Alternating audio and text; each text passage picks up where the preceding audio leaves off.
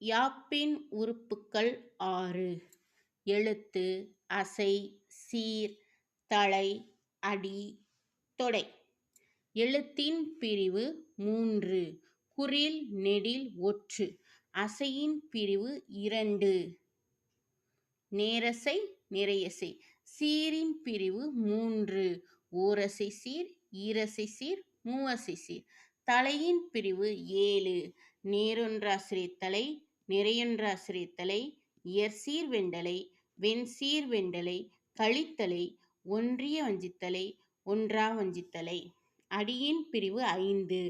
குறளடி, சிந்தடி, அளவடி, நெடிலடி, கழிநெடிலடி. தொடையின் பிரிவு 8. மோனை, எதுகை, இயைபு, முரண், அளபடை, அந்தாதி, இரட்டை, செந்தொடை.